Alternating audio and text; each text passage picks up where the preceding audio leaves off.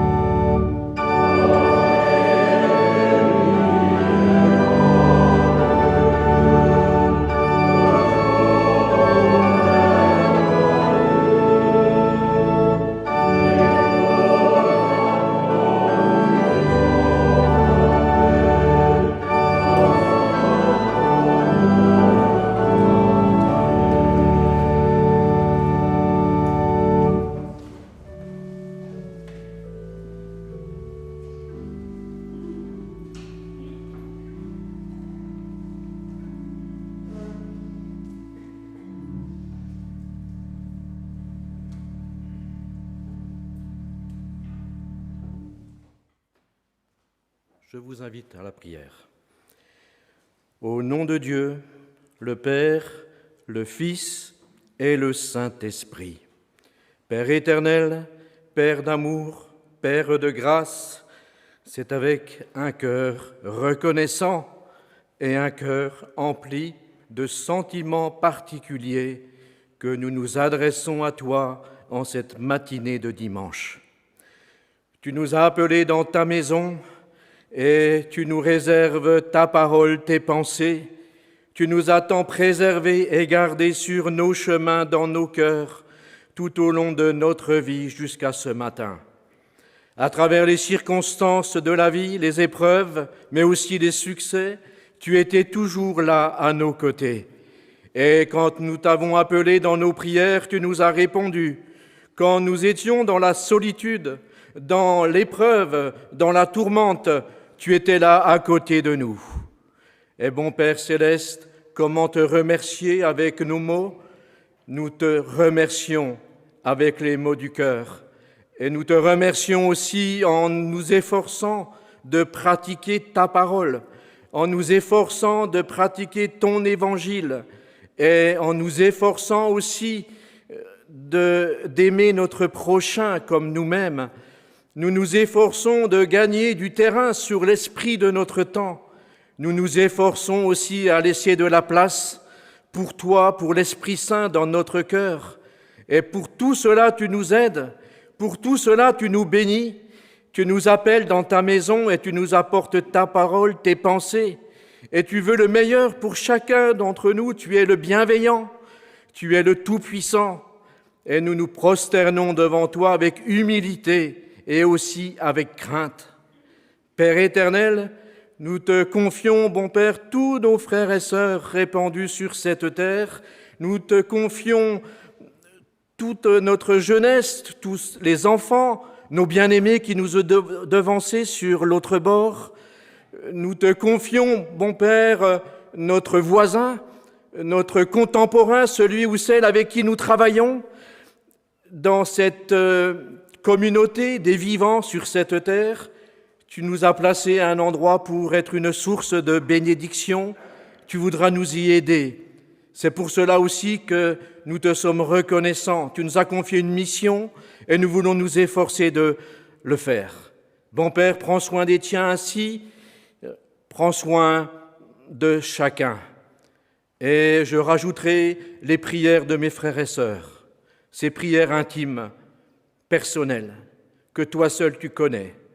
Que tu puisses exaucer quand cela est possible, que tu puisses apporter un peu de baume au cœur, et qu'ainsi tes enfants repartent tout à l'heure avec de la force, du courage, de l'entrain, de l'envie, avec une vision éclairée sur notre avenir dans le Seigneur.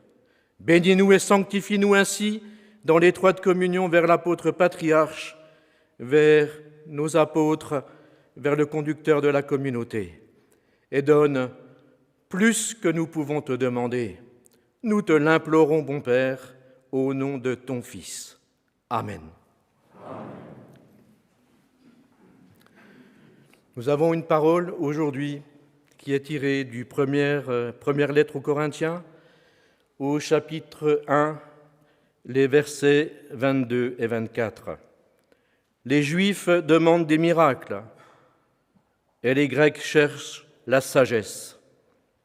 Nous prêchons Christ crucifié, scandale pour les Juifs et folie pour les païens.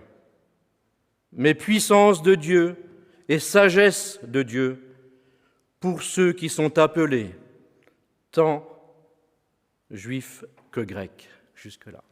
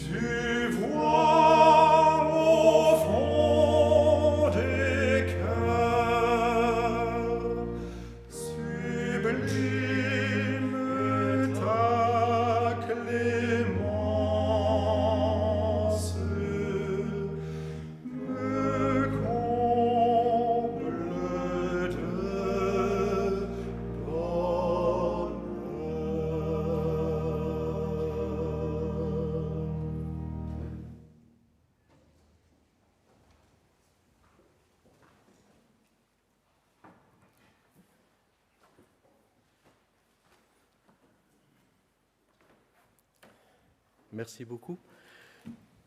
Chers frères et sœurs dans le Seigneur, je dirais, vous êtes chez vous et je vous souhaite quand même la cordiale bienvenue dans la maison de Dieu, également à tous nos frères et sœurs, reliés par la vidéo, par le téléphone, que nous puissions partager ensemble la parole de notre Dieu. Quand nous venons dans la Béthanie, la maison du pain, c'est ce que nous souhaitons faire.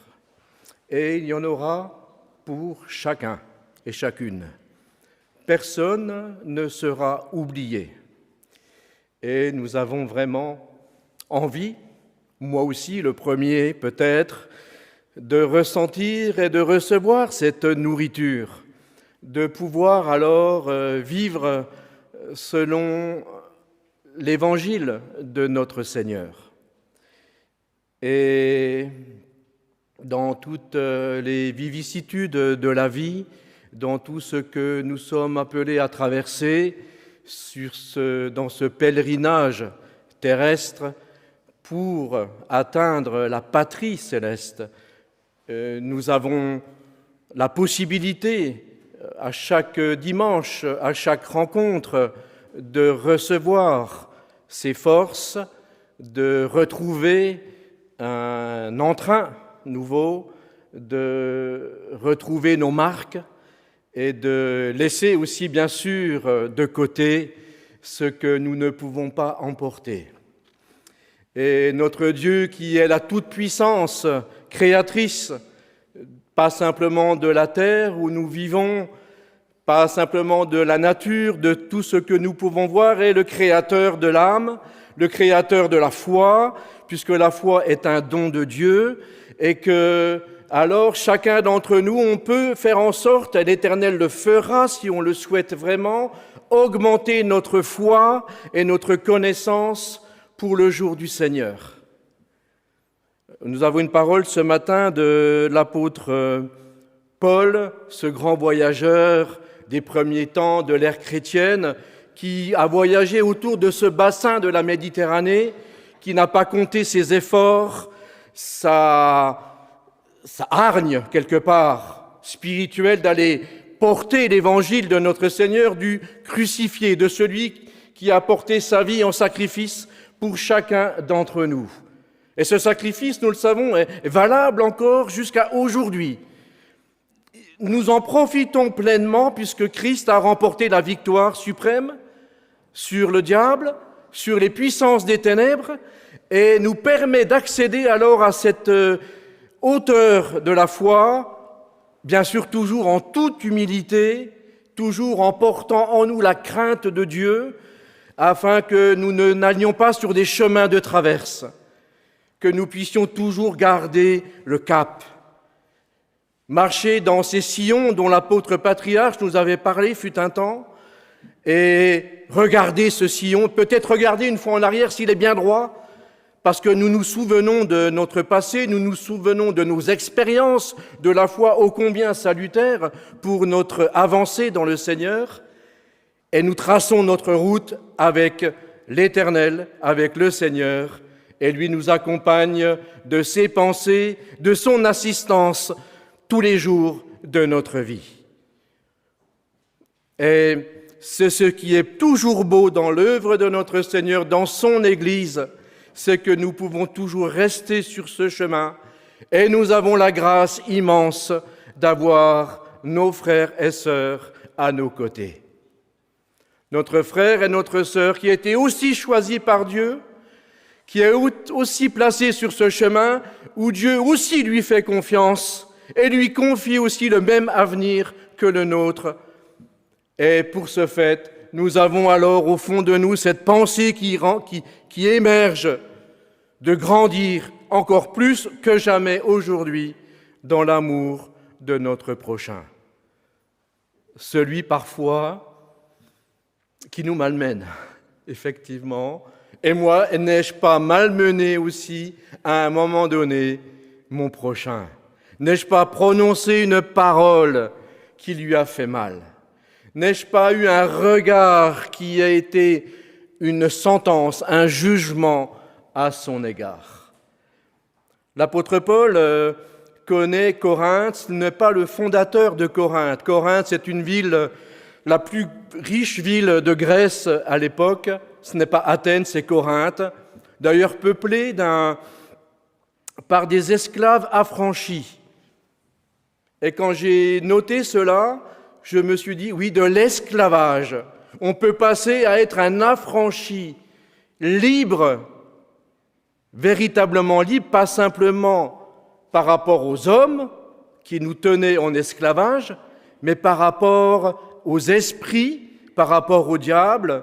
Et c'est bien le message aussi de l'Église de Christ, cet affranchissement, cette liberté retrouvée totale et entière qu'il est nécessaire aussi de s'accaparer. Et ces hommes et ces femmes affranchis de l'esclavage ont peuplé, ont fait grandir leur famille à Corinthe. À l'époque, en l'an 50, 36 000 habitants à peu près habitaient cette ville, une ville riche, naturellement parlant, mais ô combien dans la confusion totale au sens spirituel. Et la communauté de Corinthe, dirigée quelque part par un couple venu de Rome, habite cette ville, prêche l'évangile du ressuscité et annonce la bonne nouvelle du plan de salut divin. Le royaume de Dieu est à notre portée à travers notre Seigneur Jésus. Il est rendu accessible à travers l'amour de Dieu et la grâce de notre Seigneur. Et alors c'est un tremblement de terre. On peut l'imaginer dans ces communautés versées plutôt dans l'idolâtrie, dans les dieux multiples et divers, dans ce qu'ils ont vécu, et ce n'était pas de leur fait, c'était de génération en génération. Comment sortir des pensées anciennes et adopter alors un message d'un homme qui a porté sa vie sur la croix, innocent? Comment croire en cela?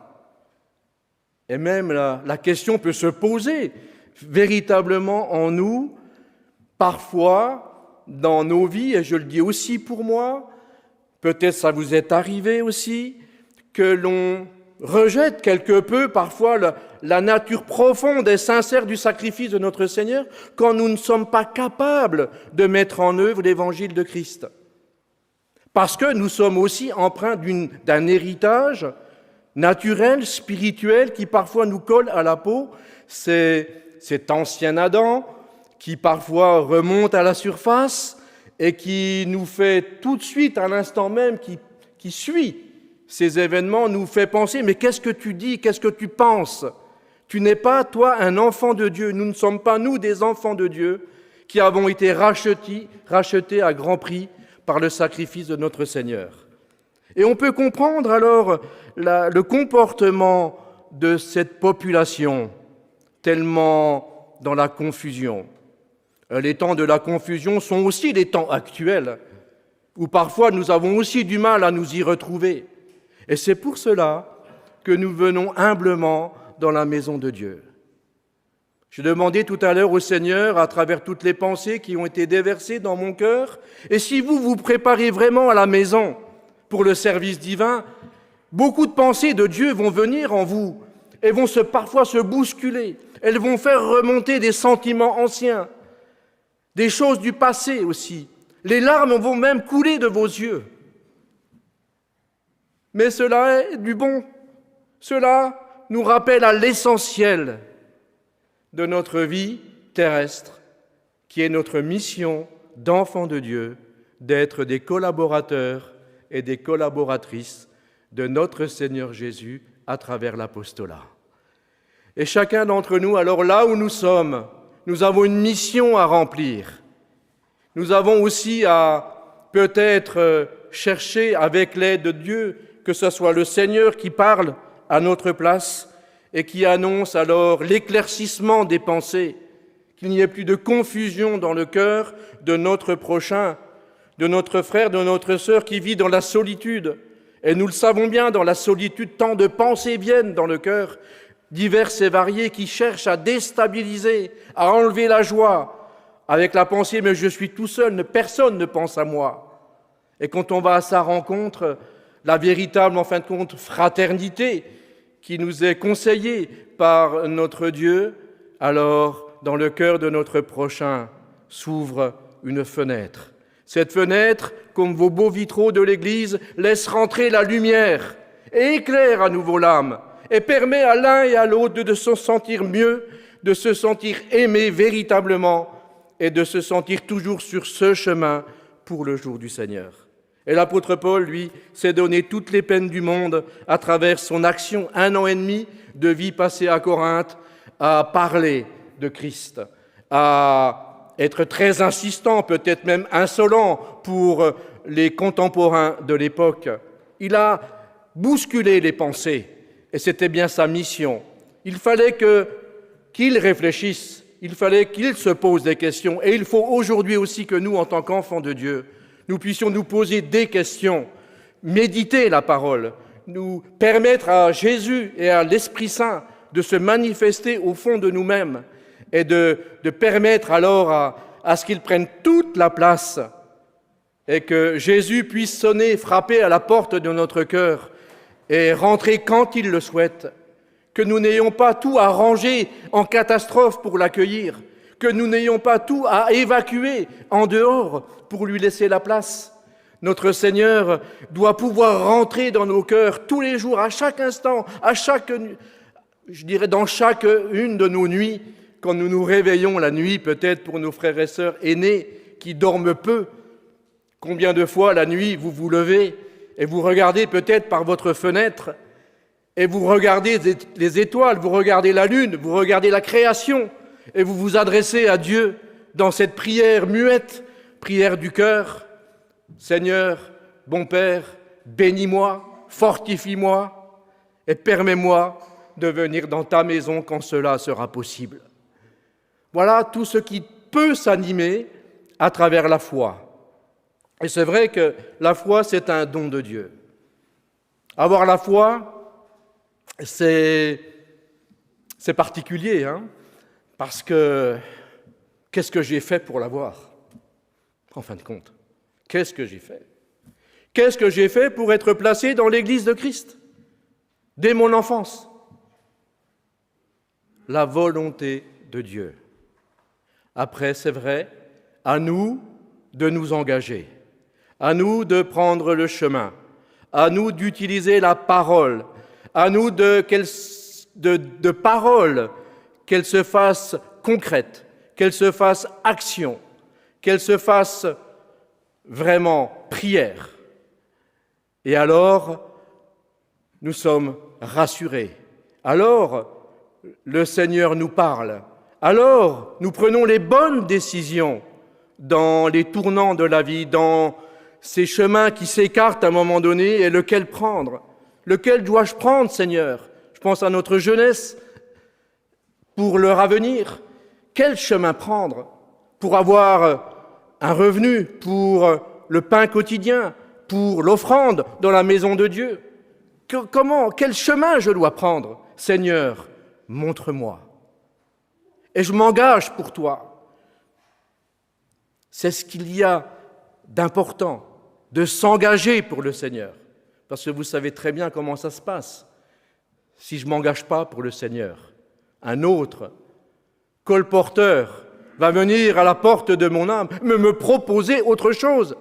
Et il va alors véritablement essayer de me changer, que j'aille sur d'autres chemins. Nous voulons nous engager plus que jamais pour le Seigneur, chercher cette foi sincère, méditer la parole. Il est question là que les Juifs demandent des miracles. Nous avons peut-être demandé l'un et l'autre, et moi-même aussi, des miracles, dans des moments difficiles de la vie. Seigneur, tu ne peux pas faire quelque chose pour moi, pas simplement pour moi, parce que c'est aussi pour mon prochain. Tu ne peux pas faire quelque chose. Fais un miracle. On essaye parfois de le faire, et on l'a déjà fait, je l'ai déjà fait également. Et alors la raison et la sagesse vient alors. Le véritable miracle, c'est la foi. Le véritable miracle, c'est de retrouver la confiance en Dieu. Notre ancien Jean-Paul à Mulhouse disait, que vous connaissez, me disait souvent, tu sais, le bon Dieu, il a toujours la solution. Il a toujours la solution de la fin de ton histoire, de ton problème.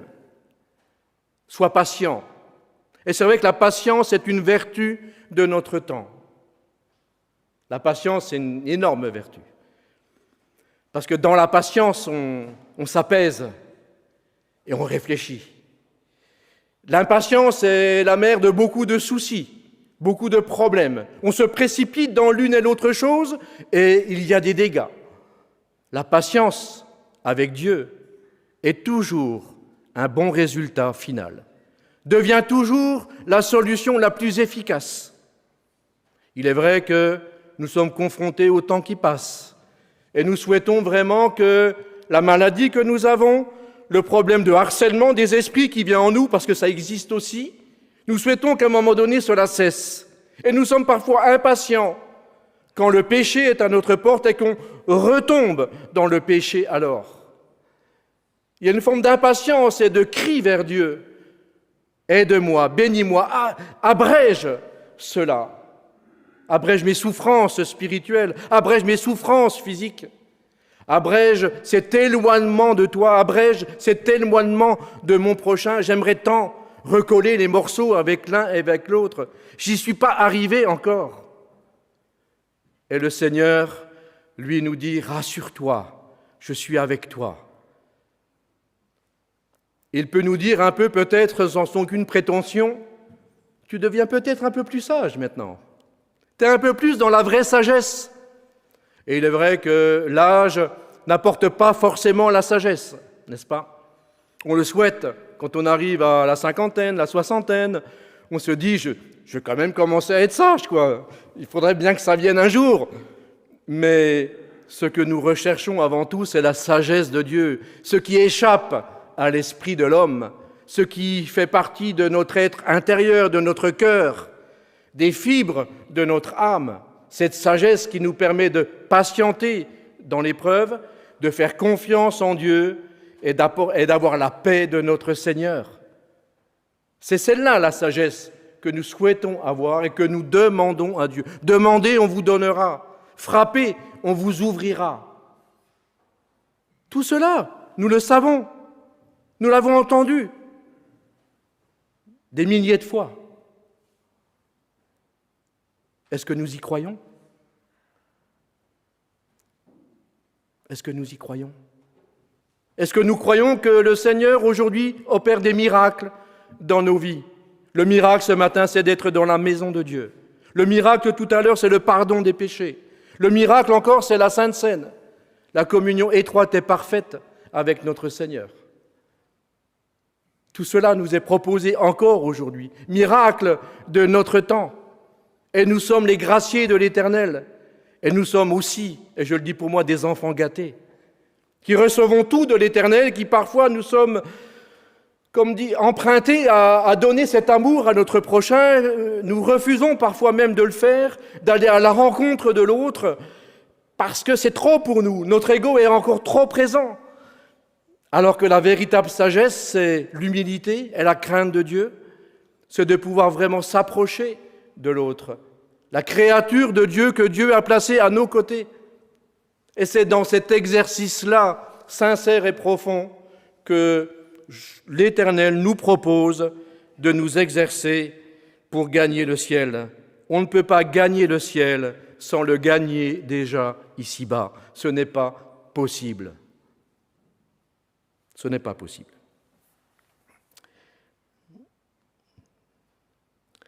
Les Juifs demandent des miracles et les Grecs cherchent la sagesse. On sait, les philosophes grecs, ils ont cherché. Encore aujourd'hui, il y a des philosophes qui se penchent sur le sens de la vie, sur l'avenir de l'homme, sur plein de considérations humaines. Et ils ne mettent pas Dieu à la première place. Ils ne mettent pas Jésus à la première place. C'est pour ça que Dieu a choisi les choses folles de ce monde, de la terre, pour enseigner les nations. Des hommes et des femmes que nous sommes, qui nous donnons de la peine, à travers notre comportement, mais pas simplement, mais qui cherchons toujours à trouver un chemin de paix, un chemin de concorde, un chemin de progrès entre nous, ensemble, dans la communauté dans laquelle nous sommes, et au plus grand sens du terme, dans l'Église au sens général, à travers les diverses confessions de foi chrétienne, où nous recherchons aussi la concorde, les éléments qui nous rallient, qui nous assemblent, et qui nous permettront aussi ensemble, et on l'espère, parce que Dieu veut sauver tous les hommes, on espère alors que cette embellie de la foi, malgré des temps particulièrement difficiles, il y a en fin de compte, dans ces temps particulièrement difficiles, des opportunités qui s'ouvrent à nous, à saisir, et afin de fortifier notre prochain et d'être là à notre place des sources de bénédiction. Nous prêchons Christ crucifié. Le mois de mai ouvre cette période extraordinaire de la connaissance de la crucifixion, du sacrifice de notre Seigneur Jésus sans péché, qui a remporté cette victoire, sa résurrection le 3e jour, et après l'ascension vers le Père, et ensuite la promesse du Consolateur, de l'effusion du Saint-Esprit. N'est-ce pas quelque chose d'extraordinaire ? Ce n'est pas banal, c'est extraordinaire. Ça nous interpelle encore aujourd'hui, et ça va nous faire du bien. Nous ne faisons pas simplement commémorer des services divins, commémorer l'histoire du royaume de Dieu, nous en faisons partie. Nous ouvrons une nouvelle page aujourd'hui encore de la foi, une nouvelle page de ce Nouveau Testament à travers l'apostolat, à laquelle nous sommes, où l'apostolat nous aide, nous bénit, et nous permet d'avancer et nous considère comme frères et sœurs, comme eux se considèrent. Et alors, on a tout compris alors, on est sur le bon chemin, ce chemin sur lequel nous voulons rester. Christ crucifié, scandale pour les Juifs et folie pour les païens. C'est vrai que les premières communautés étaient composées de judéo-chrétiens. On imagine aussi toute cette connaissance juive de la Torah, de cet Ancien Testament, de leur vie, de leur vécu, de leur traversée aussi, de la captivité vers la Canaan, de leur conducteur, de Moïse, entre autres, qui les a guidés, que le bon Dieu a choisi comme guide pour le peuple. Et on peut comprendre aussi les difficultés pour ce peuple à adhérer d'emblée aux pensées de l'apôtre, à l'évangélisation. On peut penser aussi toutes les contraintes familiales qu'il devait y avoir. Je peux vous le dire que je les ai vécues, ces contraintes-là, en devenant néo-apostolique. J'en parle en connaissance de cause, que ce n'était pas si simple de faire comprendre, tiens, voilà, et c'est sans doute arrivé à plus d'un d'entre nous, de pas quitter l'Église dans laquelle nous étions, mais de poursuivre le chemin, en fin de compte. De poursuivre simplement le chemin dans la foi chrétienne. Et c'est à l'école divine que nous avons tous et toutes appris de notre Seigneur. Et ensuite, après l'Église, on s'est aperçu que la pratique est encore plus importante. Apprendre un métier, c'est extraordinaire. Être reçu à un examen, c'est formidable. On s'en réjouit. Je dirais même, on ouvre le champagne, n'est-ce pas ?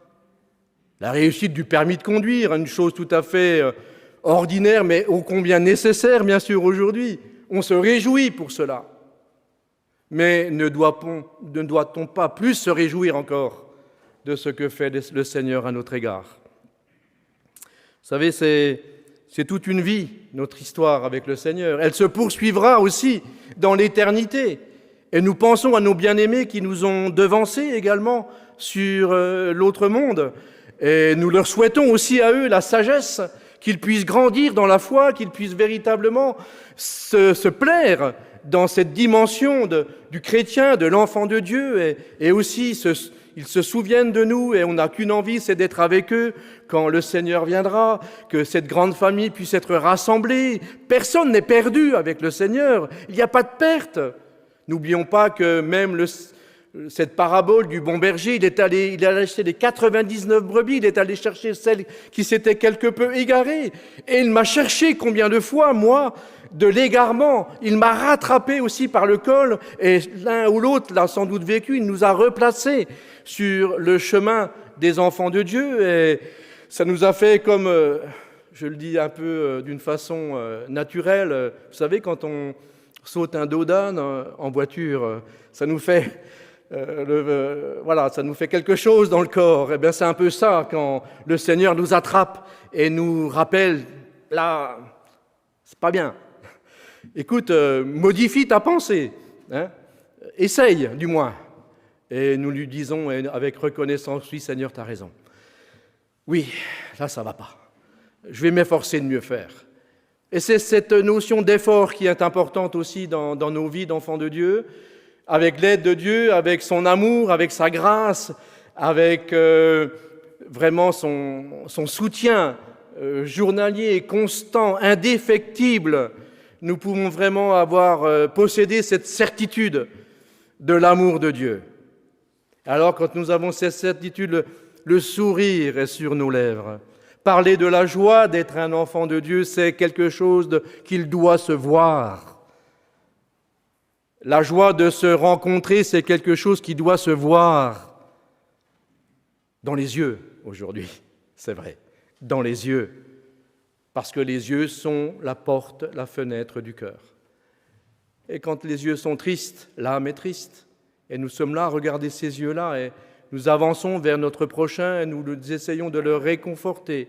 Pas de grands discours, pas de grandes leçons, simplement un regard. Je pense à toi.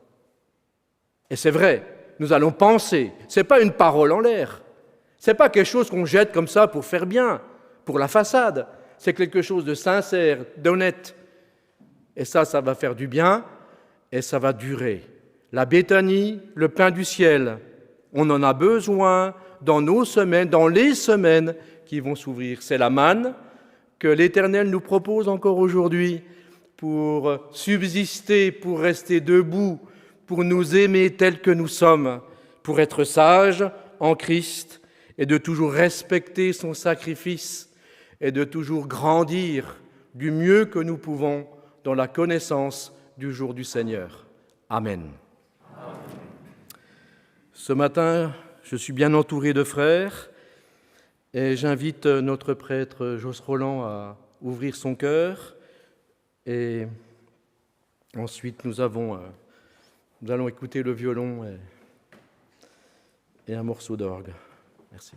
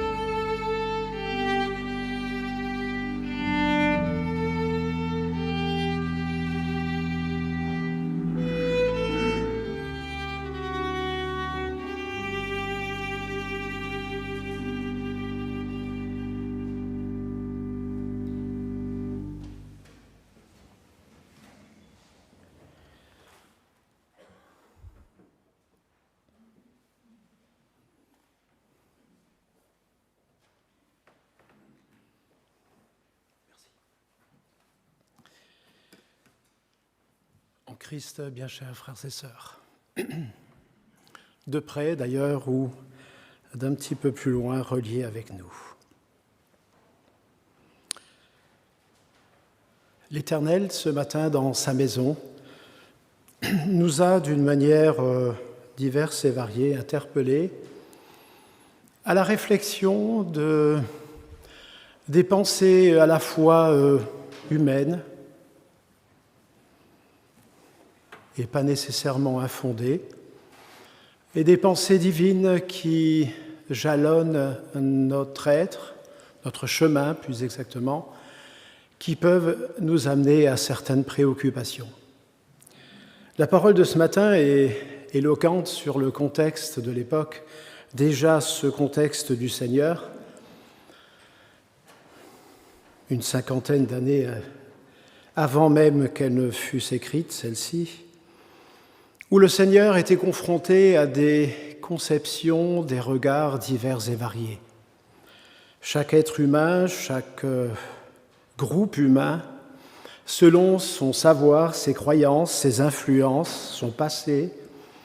Je pense juste là à la différence entre le groupe des pharisiens et ce petit groupe puissant des sadducéens où le regard était foncièrement pour certaines choses opposées.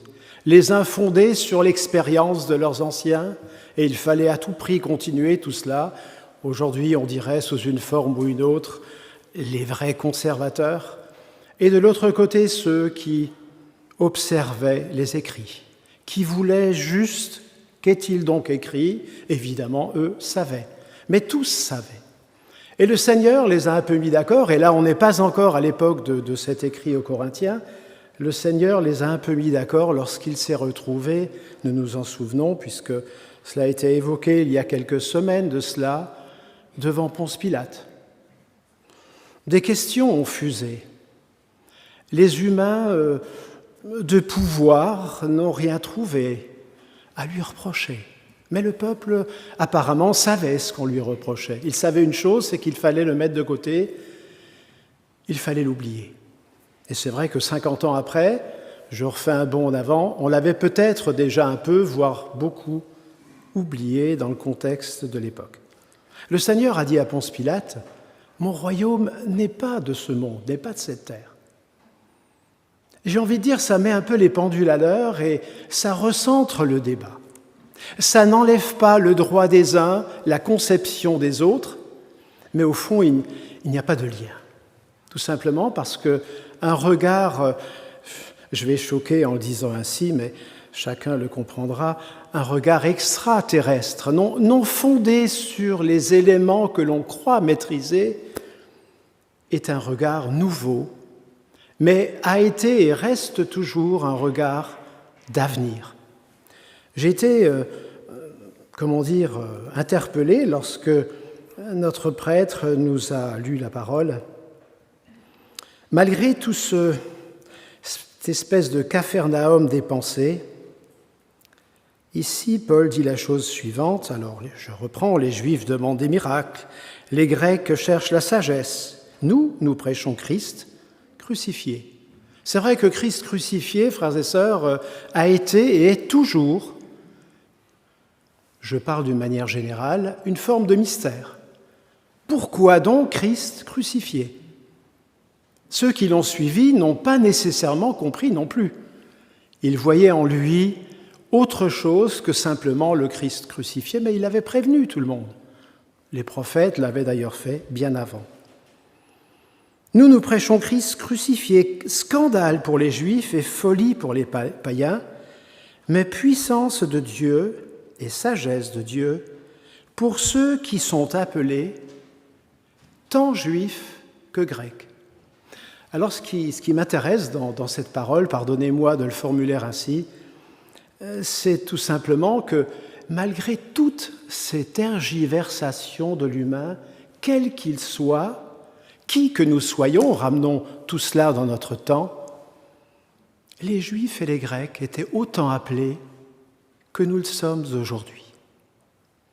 Et l'Éternel, par cette parole, ne nous fait pas un cours d'histoire, ni un cours de géographie, même si c'est foncièrement intéressant, mais nous l'avons entendu par notre prêtre à plusieurs fois, cette notion de foi en Dieu, cette notion de foi en Jésus-Christ et en sa mission fondatrice d'un avenir pour l'humain croyant est le cœur même de l'enseignement de l'apostolat aujourd'hui pour nous et pour tous ceux, quels qu'ils soient, qui souhaitent s'y rallier.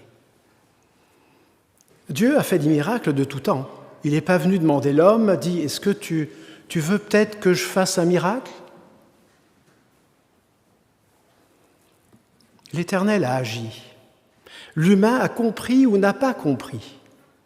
Certes, je pense à Moïse, le peuple a été confronté à cette forme de plaie, là aussi, des vipères qui les ont mordus. L'Éternel a donné à Moïse un ordre en lui disant « Écoute, tu élèves là un bâton, tu y mets un serpent d'airain, et tous ceux qui regarderont vers ce serpent seront sauvés. » J'ai envie de dire, dans le contexte de la parole, folie pour les hommes, insignifiance pour le corps médical. Mais Dieu a donné ce commandement à Moïse en lui disant « Agis ainsi ». Et ce que Dieu avait annoncé s'est produit, ce que Moïse a mis en œuvre a produit ses effets. Le Seigneur, lorsqu'il a rencontré les uns les autres et opéré des miracles, leur a dit « Ta foi t'a sauvé. Crois-tu cela ?» L'essence même, frères et sœurs, de l'enseignement de Jésus, c'est d'avoir la foi. La foi en le passé que nous connaissons par les écrits, la foi en son sacrifice, la foi en la résurrection, la foi en le pardon des péchés. Seule la foi peut nous sauver. Je terminerai par une parole qui m'a interpellé, qui nous vient de Paul également, tout à fait intéressante, qui fait un peu là le ménage, là encore, puisque Paul, c'était parfois un peu son rôle et sa manière d'être, sa conviction qui s'exprimait. Ne vous mettez pas avec les infidèles sous un joug étranger. On pourrait rajouter sous des doctrines étrangères, sur des conceptions étrangères à Dieu, à Jésus, à son enseignement. Car quel rapport y a-t-il entre la justice et l'iniquité ? Ou qu'y a-t-il de commun entre la lumière et les ténèbres ? Quel accord y a-t-il entre Christ et Bélial, Satan ? L'esprit du mal, celui qui sépare de Dieu. Quel rapport y a-t-il entre le temple de Dieu et les idoles, frères et sœurs ? On est évidemment dans le contexte de l'époque, mais tout cela n'a pas été enrayé. Car nous sommes le temple de Dieu vivant. Comme Dieu l'a dit, j'habiterai, je marcherai au milieu d'eux, je serai leur Dieu et ils seront mon peuple. Cette connivence entre les enfants de Dieu dans le sens tout à fait divin de la notion et le Créateur et ses envoyés fortifie la foi, éclaire pour l'avenir et permet de se souvenir « Mon royaume non plus n'est pas de cette terre. » Amen. Amen.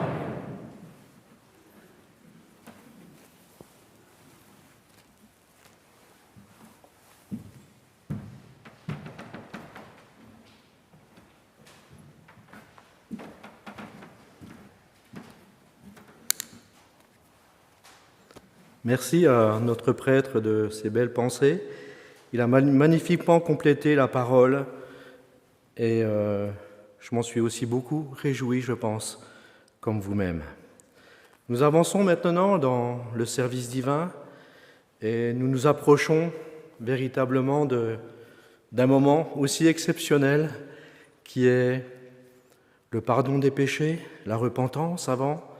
Cette repentance que nous n'avons pas engagée dès que nous sommes arrivés à l'Église, mais que nous avons sans doute entrepris déjà à la maison, peut-être hier, dans notre préparation pour le service divin, de confier à l'Éternel cela et notre envie aussi de progrès, l'Éternel est d'accord, encore une fois aujourd'hui, de nous pardonner les péchés. C'est aussi un miracle de notre temps, inaccessible à la pensée humaine, mais ô combien fort pour chacun et chacune d'entre nous. C'est que notre livre de vie alors devient sans faute. Nous les gardons présentes en esprit pour ne pas recommencer, mais dans le cœur de l'Éternel, tout est oublié. N'est-ce pas le plus important ? C'est comme dans nos relations, on reçoit le pardon, on demande pardon à notre frère, à notre prochain, et c'est vrai qu'il va le garder l'histoire dans son cœur, comme nous allons garder la nôtre. Et quand nous allons nous adresser à lui serrer la main peut-être quand c'est possible, nous rencontrer, il y aura toujours cela qui sera présent. Alors, qu'est-ce qu'il faut garder de cette expérience de la foi, cette expérience du pardon? C'est qu'en fin de compte, c'est Dieu qui a triomphé. C'est pas notre ego, c'est pas notre propre volonté, c'est la volonté de Dieu, la puissance de l'Éternel qui a permis que nous puissions vivre ensemble, que nous puissions continuer le chemin. La même pensée va vers nos bien-aimés sur l'autre bord. Nous continuons le chemin ensemble. Quand nous n'avons peut-être pas pu communiquer comme on l'aurait souhaité, comme on n'a pas pu recoller les morceaux comme on aurait pu le souhaiter aussi. Mais c'est possible aujourd'hui, puisque le pardon est aussi pour eux, et pour chacun, pour tous ceux et celles qui en veulent, qui veulent le pardon, qui le souhaitent ardemment. Ça fait partie de cette envie sincère présente au fond de notre âme. Pour nous préparer à la repentance, au pardon des péchés, au Notre Père, je vous invite à chanter le cantique 254, la première et la deuxième strophe.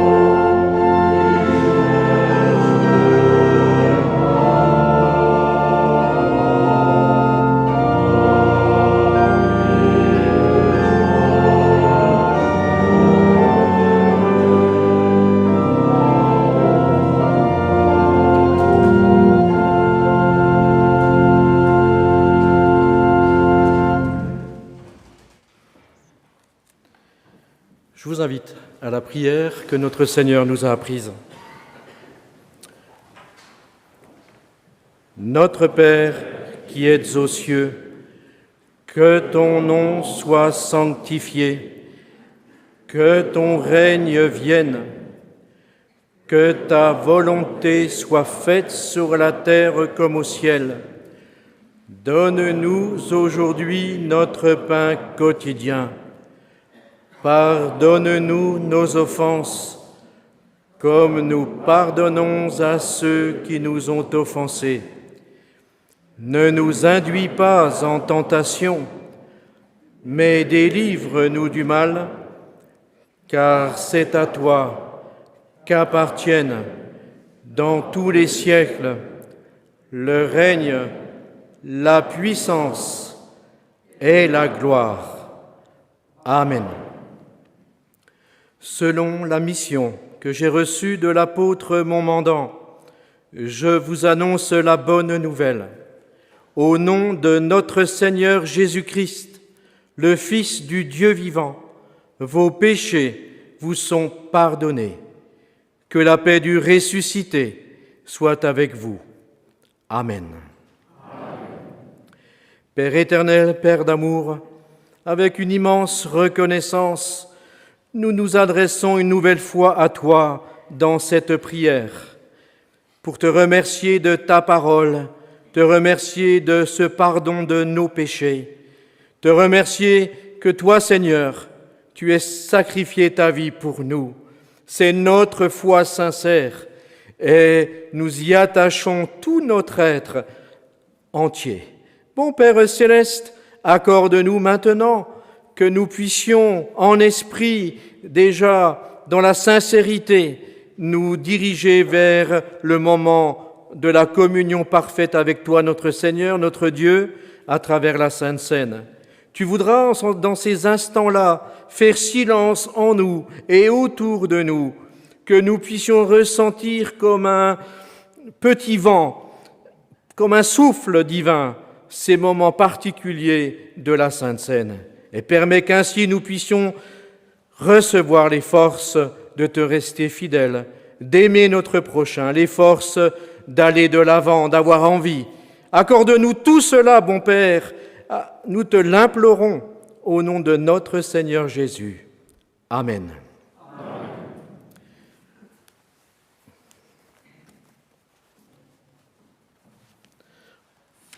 Pendant que nous allons nous laver les mains, j'invite les choristes ou organistes à nous présenter un morceau.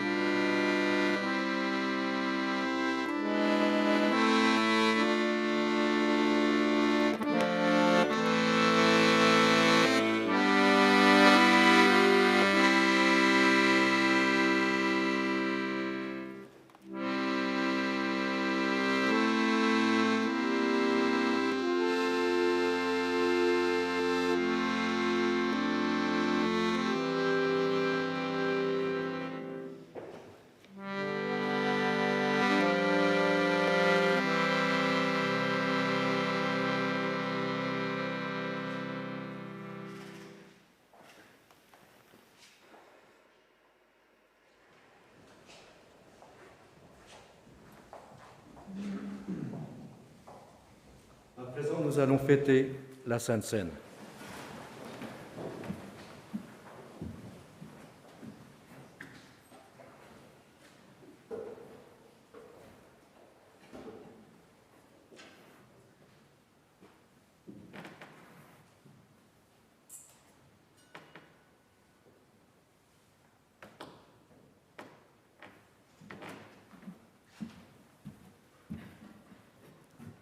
À présent, la table du Seigneur est prête. Au nom de Dieu, le Père, le Fils et le Saint-Esprit, je consacre le pain et le vin pour la Sainte Seine, et j'y dépose le sacrifice unique de Jésus-Christ, valable en toute éternité. Car le Seigneur prit du pain et du vin, rendit grâce et dit : « Ceci est mon corps, qui est donné pour vous. Ceci est mon sang, le sang de la nouvelle alliance qui est répandu pour beaucoup, pour le pardon des péchés.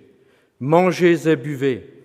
Faites ceci en mémoire de moi, car toutes les fois que vous mangez ce pain et que vous buvez ce vin, vous annoncez la mort du Seigneur jusqu'à ce qu'il revienne. Amen.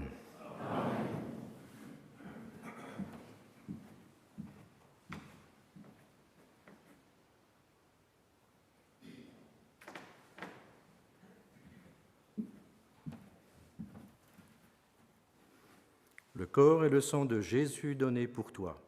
Amen.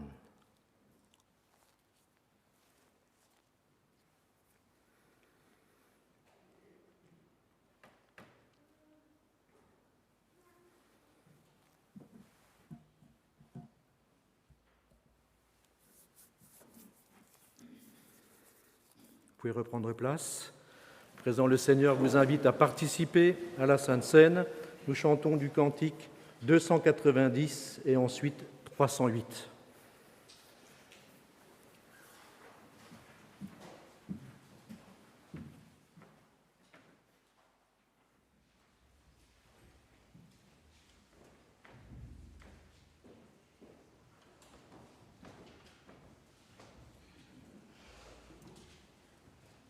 Le corps et le sang de Jésus donnés pour toi.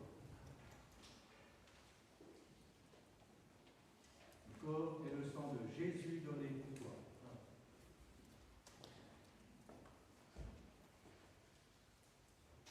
Le corps et le sang de Jésus donné pour toi. Le corps et le sang de Jésus donné pour toi. Le corps et le sang de Jésus donné pour toi.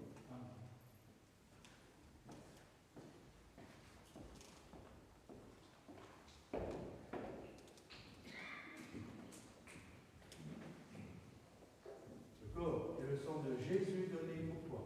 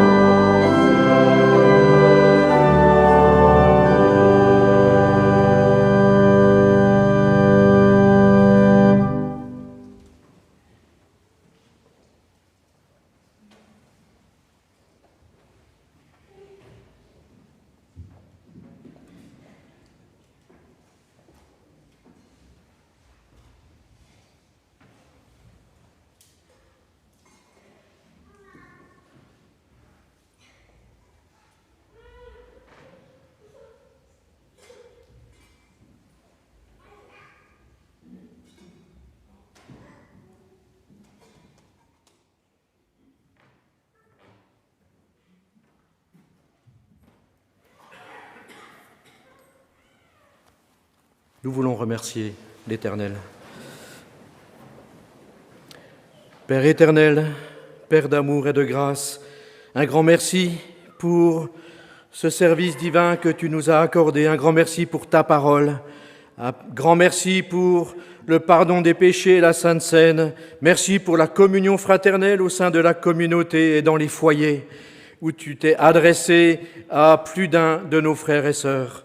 Que chaque membre ainsi relié ait pu faire partie entièrement ce matin de la communauté des fidèles, que ainsi nous puissions ensemble grandir dans la foi, dans la connaissance et dans la dignité pour le jour du Seigneur.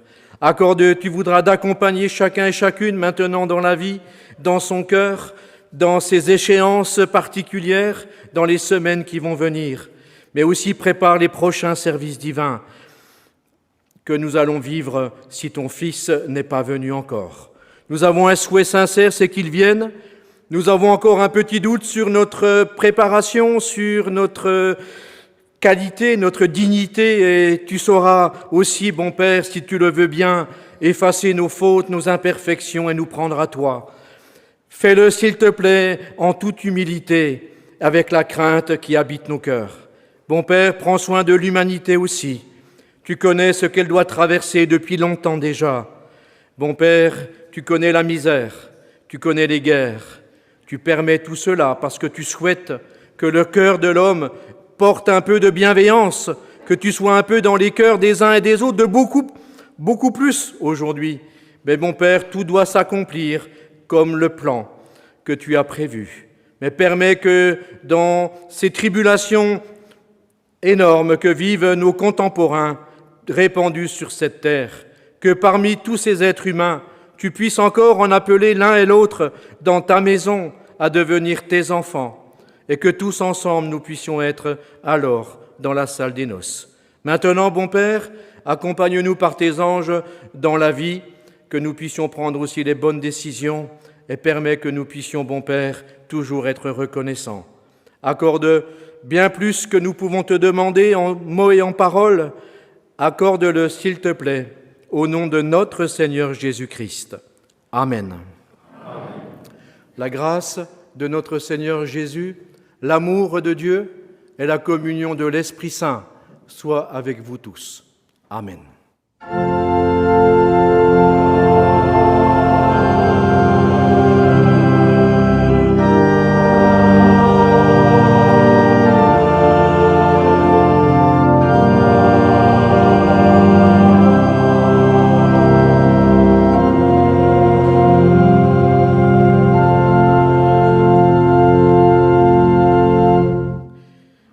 Merci, chers frères et sœurs, pour votre accueil dans la communauté ici.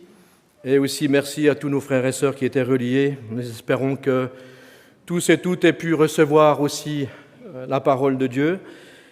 Nous avons la grâce aussi de vivre un beau cantique final, joué au violon, à l'orgue, en duo. Je louerai l'Éternel de tout mon cœur. Vous pouvez reprendre place.